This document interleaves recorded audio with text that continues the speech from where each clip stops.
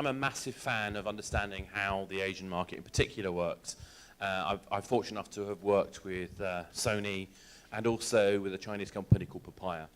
And watching how the Asian markets work is fascinating. China is the most fascinating of all, in my opinion. Although Korea is also pretty interesting. We're talking about the world's largest customer country for virtual goods. We're talking about amazing stats, amazing numbers. And Patrick is going to give us a much more insightful view than I've just said in terms of what's happening with games. So Patrick, go ahead. Thanks, Oscar. Yeah, there's actually quite a lot to get through today. I probably overestimated my ability to speak very fast. First of all, we're going to go through some of the major stats in terms of China. Many people may be familiar with them. And then we're going to get to the more meaty substance of what it takes to bring a game to China. Now, I'm CEO at Smartians. We have offices in Berlin, Germany, and also in Suzhou, China. Actually, next month, we're bringing 2 new games to China. One is Magic Beanie, a psychedelic bean-eating caterpillar that wants to become a butterfly, like we all do. And on the other end of the spectrum, then, we have a game by Czech publishers, Crane Balls, Overkill 2, that we'll also be bringing to China. So there's a lot of activity going on there. But obviously, in terms of China, there's a lot of special factors that you need to consider when adapting a game for China. And so we're just going to go through some of them after we get through some of the big statistics, so I should move on. So, things you should know about China. Basically, this slide is saying China is big and there are a lot of people in it. Often people say, oh, they're behind this great firewall, and that is true, they are behind a great firewall, but when there are 591 million people behind the firewall, and you look at Europe with 518, or the US with 245, one wonders who's which side of that wall. In fact, there's also an interesting fact, 460 million on mobile, which is about 78.5%. There was various other surveys that, for instance, 38% of people spend more than 5 hours a day on their phone in China. There's also other surveys which say people would give up, I think, a month of sex for a week with their phone, their smartphone. If you put those two figures together, I'm sure you come up with something interesting. Anyway, moving on. So there's over 1.1 billion mobile subscribers in China. There's 3 big carriers in China. They're all government operated, China Mobile, China Unicom, China Telecom.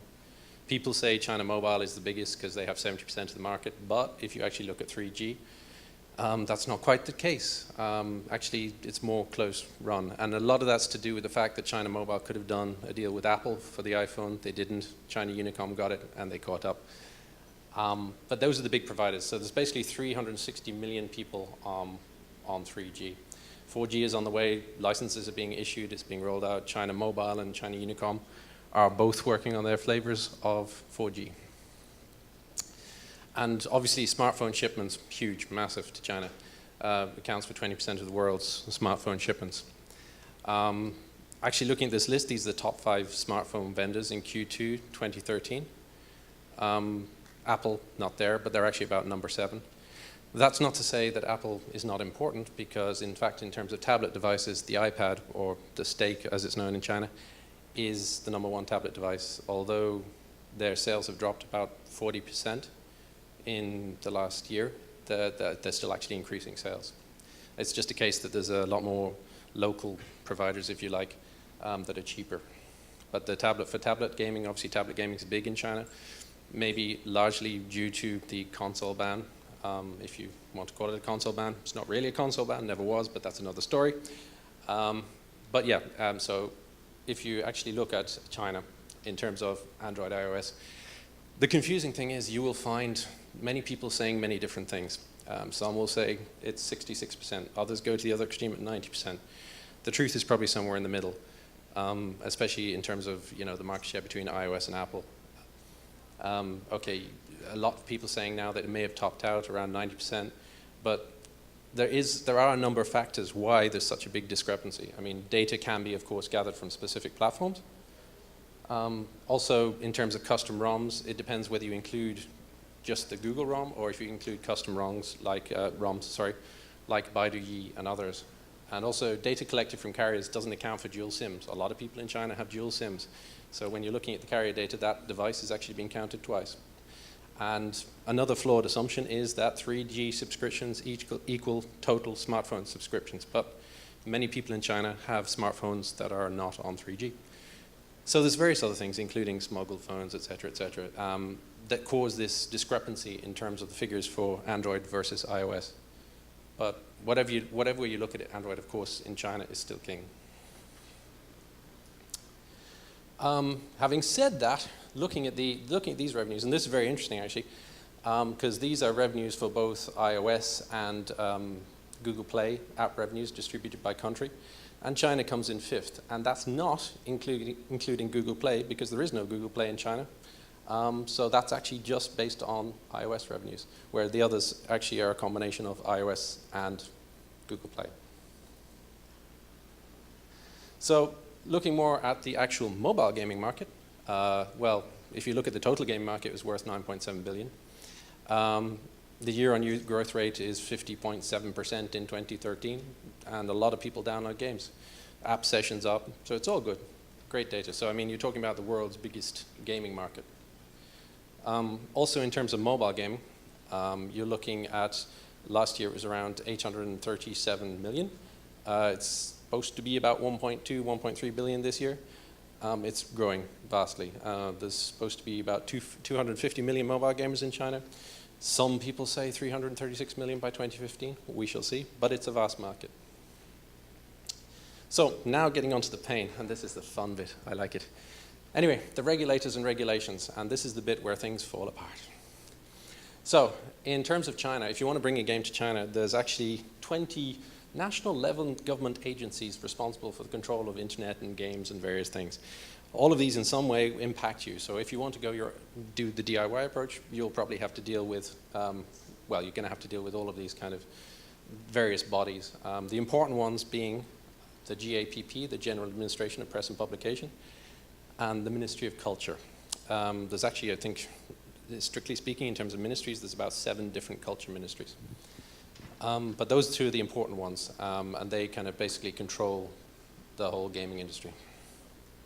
So if you look at some of the gaming regulations, particular to China and online games, games publishing license is required, and this actually requires a lot of money because it costs 10 million yuan, and that's about 1.6 million US to get that gaming license for online games, and that does include smartphone games, cell phone games.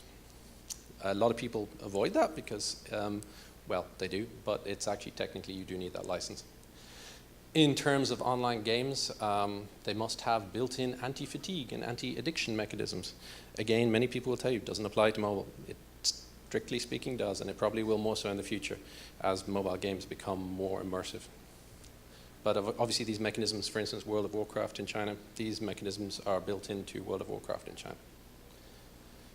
And gambling. Gambling is illegal in China. That means all kinds of risk-based games, so that can be very tricky to deal with at times. Virtual currencies are allowed, but virtual currencies that are tradable amongst people are not allowed. So that's the Ministry of Commerce, so you're not allowed to have currencies that people can convert for real money. That's really a regulation to stop gold farming and various other activities. But the most important thing, the most important regulation, is the little piece of gem coming from the GAPP, Notice 13 from 2009, that states that foreign companies are not allowed to operate games in China, basically meaning you can't operate a game in China as a foreign company. We're going to look a bit more what that actually says and what it means. So, foreign enterprises are not allowed to provide online game operation in China market in forms of WOFE, which is a wholly foreign-owned enterprise, or joint venture. And that's from, again, 2009. And obviously, remember, to obtain a games publishing license requires a purely Chinese company. So this is a bit of a tricky thing. So a lot of people think, well, yeah, if I'm going to go the DIY approach, I'm sure there's a way to obfuscate this. And there is, and it's called the SINA model, variable interest entity. So you basically, what this is, it's smoke and mirrors. It's trying to convince somebody that, yes, the Chinese company in China is the one in control and operating that game. But outside China, it's actually influenced and invested by foreign entities. This doesn't really fool anybody. So the Chinese law has a provision that any contract written to avoid the requirements of Chinese law is void. And there's a fundamental thing here. People think in China, oh, it's like the West, it's a free market economy, and there's these rules, and as long as we stay the right side of the line, we're okay. And really in China, there's only one rule, and that's the government, whatever the government say. So it's pretty simple. This is not a structure that works. Some people believe it does. There are exceptions, of course, plenty, but normally those are actually companies of Chinese origin. So again, since 2010, Shanghai's arbitration board has invalidated 2 variable interest entities, and one of them being a gaming company. So there's many cases of this where the government are clamping down on these variable interest entities, where people are trying to distance themselves from the actual Chinese company, but are actually controlling the Chinese company. They don't like it, so it's really a bad idea. So really the best route is to actually work with a China partner who knows the market, who is in the gaming market, who knows the social landscape as well as the political environment. And to also, whatever partner you're working with in China, watch out for dispute of choice of law clauses or dispute resolution clauses. What I mean there is people think, haha, I shall have the contract that states that the jurisdiction is the courts of, I don't know, the US somewhere. That doesn't matter, because a Chinese court, if nobody has interests outside China, a Chinese court is never going to enforce that, so it does not matter. So make sure if you're dealing with a Chinese partner, they have stuff in the West that you can reach out and touch them. So, on to adapting your game for China. Now there's several areas to this. I'll try and make this simple, go through this quickly. Of course there's localization. Everybody says, oh, you're bringing a game to China, there's localization. Yes, that's true, it is localization, but there are other things. But yeah, talking about localization, over 200 million people can read some English words in China, less than 1% can speak English. But of course, Chinese people are very proud of their language and culture. So, of course, for your game to be successful in China, quality localization is a must. And also, whenever you're developing a game, whether it be for China or international markets, so many times people still use ANSI and ASCII, and I do not know why. They should really use Unicode, because, you know, especially if you think about China, any kind of ANSI and ASCII encodings are going to run into problems, because you're dealing with a much larger character set that is not contained within one code page. So, you know, drawing fonts, you also have to remember that there's 6,500 simplified Chinese characters that are used in computerized fonts. Beyond localization, there is transcreation, or cultural adaptation, whichever one you want to call it. But basically, you have to remember that in terms of games, in terms of their storyline, people in China may not have heard of certain things like, you know, Goldilocks, Hansel and Gretel, Robin Hood. So references to in-game, you know, in-game to Western mythology, history, or popular culture will need to be reviewed and may need to be adapted, because they just may not translate to Chinese. So you may actually have to rewrite large portions of the storyline. Harmonization. So this is a concept of harmonization or harmonized society, and obviously any violent content is important that, you know, that may be toned down. It may be subject to review or regulation in China, so games shouldn't be too violent. And also be mindful of geopolitical issues and the meaning of symbols. I recently learned that a green hat in China means your wife is sleeping with another man. So should you wear hats in China, bear that in mind. Also, graphics. Of course, they need to be adapted to be more familiar and engaging with the Chinese audience. This doesn't really work very well here, but in terms of Overkill 2, one of the games we're working with Crane Balls, some of the graphics are adapted. You can't really tell here, but the guy on the left, more Western, guy on the right, more Chinese. But it honestly looks better in real life. But the guy on the left looks a bit like Ben Kingsley in Iron Man 3, I think, the Mandarin. So yeah, again, these were the adapted graphics for the Gunmaster in Overkill 2, the one in the background being the original, the one in the foreground being for China, and the same again. So again, it's important to adapt the content towards the target audience being China. And also brands. Brands have great power in China, so yeah, whether it's Starbucks, Costa Coffee, I mean, even Angry Birds coffee shops exist in China, so, and it's not just about coffee. Brand has power, it has gravity. So, but you know, it's very interesting sometimes the way brands translate, because Coca-Cola in Chinese was very cleverly kind of adapted to Coca-Cola, and I apologize for my terrible Chinese, which basically means tasty fun, and that's awesome. However, Facebook, if you directly translate it or if phonetically, it actually equals Facebooka, which means must die, which, okay, Facebook call themselves Facebook in China, and other people call them other things, but basically Facebooka is must die. So it's just interesting to figure out how your brand maybe translates as well. It's monetization. So yeah, here the important thing is to forget pay to play. China is free to play. IAP prices must be calibrated to acceptable Chinese standards, meaning that we found that the entry-level prices typically should be around 2 to 3 RMB, which is very low. It's around 24 euro to 36 cent.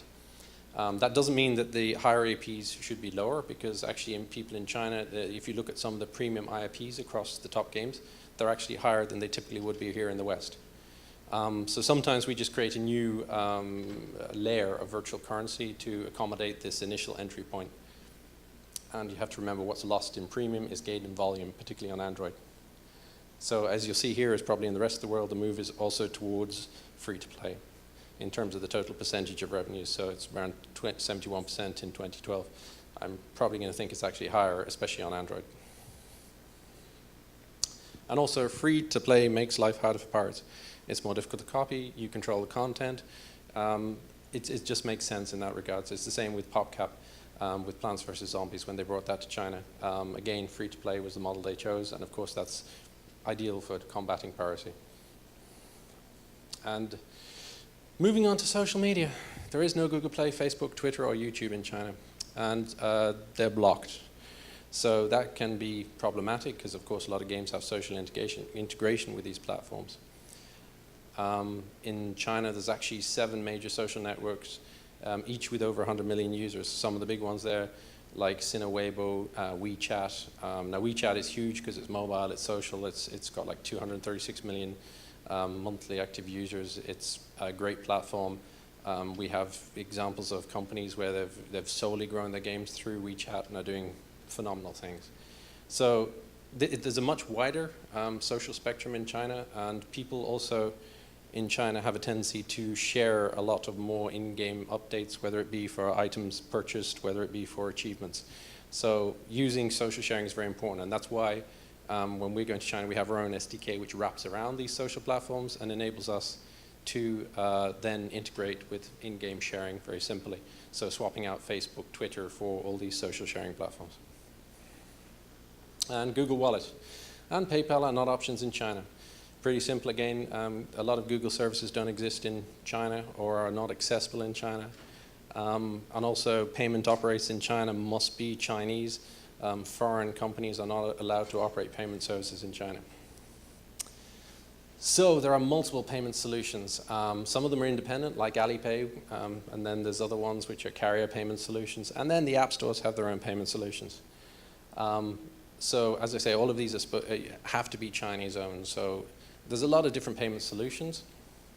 And if you look in terms of SMS payments versus mobile internet payments, it would suggest here that mobile internet payments are much more popular than SMS. That's not necessarily true. It's just the difficulty in actually getting access to a cross-carrier SMS solution in China. So again, if we look at third-party mobile payment services, Alipay, huge, immense. It is a very popular payment solution. However, you know, even if you're looking at Alipay, one of the important things is also to consider carrier billing for convenience, because it's a difference between a 3 or 4 click process to a 1 click process. So if you look at Alipay's size versus PayPal, for instance, they say they want to have 137 million registered accounts. Alipay have 800 million. Now, okay, we're talking about active accounts versus registered accounts, but still it's very, very large. And a lot of people use Alipay for paying just general bills, et cetera, et cetera. So it's a very popular method. But really for broad reach, you need multiple payment options in your game. If we're talking about Android. For iOS, it's different, of course, it's iTunes. But yeah, if you offer carrier billing, Alipay, et cetera, it really works well for you. So just looking at publishing your game and a bit more about the actual app stores themselves. In the West, we have Google Play and Amazon.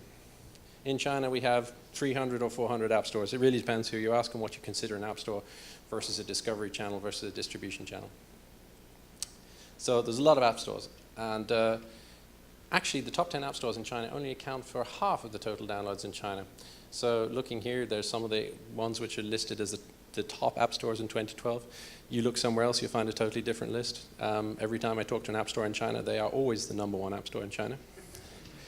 But there are some significant ones: 91, High APK, Gfan, Wandojia, etc. So, but it's also the carrier app stores are very important as well because they're gaining ground. So it's very important to be on those carrier app stores as well. China Mobile, the mobile market, China Telecom, Tianyi space. The app store fragmentation brings a lot of problems. App stores can be unprofessional, unstructured, and arbitrary in their approach. I know it's terrible to hear, but it is true. Sometimes, it really depending on your relationship, your contact with that app store, it can be very arbitrary in how they deal with you. And also, of course, their post-sales support very seldom actually matches their pre-sales promises. So just be careful. Some may insist on your game using their payment integration, naturally. For instance, 360 will want you to use their payment integration. But then, of course, that means you may have to have multiple versions of your game because for different app stores, you require different payment integration. And none of the Chinese app stores will, of course, provide any of the rich ecosystems like Google Play. And this basically means decoupling from Google Play. And this is going to be particularly true with the KitKat 4.4 update, where everything is more integrated with Google Play and Google services. So it's going to become very, very interesting, actually, to see how that works out. But you have to decouple from Google Play because you can't assume that you have cloud messaging or anything like this. You have to handle push notifications yourself. There's much that you actually have to do. So you have to really decouple from Google Play. And as I say, if dealing with China app stores, just be very careful. Never sign exclusivity with a single app store unless you really know what you're signing, or extend exclusivity, I should say. Remember, app stores will not invest time in optimizing your game market. They'll very much release it. And if it does well, everything's great. But I mean, the thing they can bring, of course, is promotion. They have a lot of power in terms of promotion, and that's important. But always define the scope and level of agreed promotion, because people in China download games in different ways. They go through their market app, mobile website, or a PC client application. So there's a lot of different areas where they can promote your game. So just make sure you're very clear about where they're going to promote your game. And then dealing with piracy. Yes. So, okay. Make sure your game uses a solid FTP model. Calibrate entry-level IAP pricing to Chinese levels, of course. And use traction game by pirate or unofficial versions of the game. What this means is, for instance, this game that we're working on that has already across 10 app stores, we checked 13 million downloads in China. Working with those app stores, you can make sure that they update that version to your version. And because all these app stores actually have their own marketplace app, people will receive the update notification and they get upgraded to your version. Yay. So you can actually use pirates in a beneficial sense, or if there's pirated or unofficial versions, you can actually use that to gain traction. Reclaim your brand, ensure differentiation, because even though the pirates may have your brand, they may have destroyed it. So sometimes you need to make it very clear that this is a different game to the one that's currently in market. And create engaging content targeted towards your Chinese audience. Seasonal updates are very important for Chinese holidays, can be very effective. And also, work with China partner app stores who will continue to monitor people with connections to the China app stores to make sure that they monitor for pirated versions. And that takes a lot of management because you're dealing with all these app stores. So you continually have to monitor which version is on which app store. But if we look at the success stories, of course, there are big success stories, massive. So, of course, here we're looking at Fishing Joy, which made about 1.6 million last year per month. Now they're saying 6 million, mainly in China. There's Fruit Ninja. There's lots of success stories, big success stories. And there's also smaller success stories. But basically, there is money to be made in China is the point. And so that's really the message today, that there is money to be made in China. And people are making it on Android and iOS. And so if we look at a summary of the recommendations, work with the trusted China partner. Who will provide the necessary structure to deal with all the approvals, the regulatory matters in China, and perform cultural adaptation and transcreation of content. Develop deep China SNS integration and sharing. It's very important. It helps. It works for you. And optimize and calibrate the free-to-play model for China. Develop rich IAP interfaces with multiple payment solutions, Alipay, carrier billing, others. And decouple from Google and other services not available in China. This even ties into analytics, ad integration, and everything. and publish to multiple China app stores for broad reach, and that's very important. Unless a single app store is going to bring you something really, really special, don't tie yourself to one app store. And then always remember as well, once your game is in market, that you need to actively manage your community and those app store relations, and that takes a lot of work. And that's really basically it from me. Was that not a lot? Wow, that's a lot of data. Thank you very much. I can also back up that kind of stores thing. We used to work with 76 different app stores, but we were able to prioritize. There are about 15 that are really, really effective. And it's interesting that a UK company is now supplying games, running the game stores for China Unicom, China Telecom, and China Mobile. A company called Thumbstar, which really interesting guys.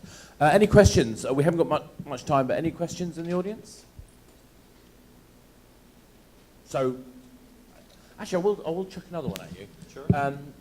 I think there's an interesting one about the localization, the sort of not localization in language, but in terms of, I think you call it Transcreation. Transcreation. Transcreation, or you can call it cultural adaptation. Either way, it's beyond localization because you're adjusting storylines, humor, Exactly. everything. I've had a bit of a challenge to that. I mean, it's a good argument, but the challenge to that argument is that there seems to be a really big desire amongst Chinese players to play Western content. So is there a fine line about how far you should make that kind of amendment? Yeah, and I mean, that's really a case-by-case basis. This is why, of course, whenever we're looking at a game, I give it to the team in China to evaluate, because my opinion may be different there. I don't know what they're familiar with. And even sometimes, of course, if you've got something like Game of Thrones, if that's airing in China, you don't want to culturally adapt that to a Chinese backdrop. It's something that has a brand, it has power, it's associated with a very popular TV program, perhaps. So there's not always the case that you culturally adapt everything. Sometimes, yeah, as you've pointed out, in terms of the app stores, the majority of the highest monetizing games are in fact Western games. And it is interesting, particularly, I mean, Worms, for example, does really well, but again, how you stop that becoming pirated, and your point about using the free-to-play mechanic to re-engage the pirates is fantastic. And we saw a success of that. In fact, Papaya came out of that market. But weird things happen, like, for example, skeletons. You're not allowed skeletons in China, as I understand it. Well, yeah, that's representations of the undead are not particularly popular. Time travel wasn't popular at one time either. Very strange things. But again, some of these regulations that come out of these bodies, like the GAPP, are somewhat arbitrary. There is not a set guideline. And this is the problem as well when people look at the console market, because they're saying, oh, now the console ban is not in place. It's opened up China to Microsoft, Sony, and Nintendo. It doesn't really, unless there's a proper age verification process or some rules in place. And the Chinese government don't like that, because they like to be able to say, show us what you've got, and we'll tell you if it's okay. Exactly. I know some people who had a war game that used historically accurate locations, but they weren't allowed to use it because it didn't conform to current Chinese policy. I think it was Darcy. Yeah, I'm here. Thank you for the great presentation. Unfortunately, I missed the first part of it, and maybe you answered already my question. But the first question: what is what your company doing? It's the first question. Second question: some special genres that can be popular in China that developer must bring on this market? And third question I forgot, unfortunately. Maybe I will remember it then. Yeah, I mean, so basically what we do is we bring Western games to China, and that's basically involving everything that you've seen here. So people often say, oh, that means localization. Yes, it means localization, but it also means the social adaptation, the payment adaptation. And it's very tricky for a Western developer actually to be able to do that, because access to those services, sometimes you end up stuck in a logic loop where I want to get WeChat SDK or Asina's SDK. That's fine, they'll give it to me. But then they'll want to see a sample integration on my Chinese website. To have a Chinese website, I need to license ICP from the Chinese government. To have that, I need a Chinese business. So you end up stuck in this loop. So it's very difficult to get out of it. So some of these things are very difficult to do. We take care of that. We adapt the game, both social integration, payment integration, localization, all that. So that's what we do. Your second question in terms of genres. Actually, as I mentioned previously, we're bringing a lot of different games to China. So we're bringing endless runners, very cute-orientated endless runners. We're bringing shooters. So yeah, a lot of people say, oh, I must have a cute edge for China, but I think that's actually changing now. There's a lot of change, and the fact that Western games do so well in China is promising. So I think it's just about the quality of the content, really, and whatever the game is. So we are running out of time, but I'm going to let this go over a little bit. So we'll take this question. I've got one more here, and then we'll Okay. stop there. So, and your company based in China, right?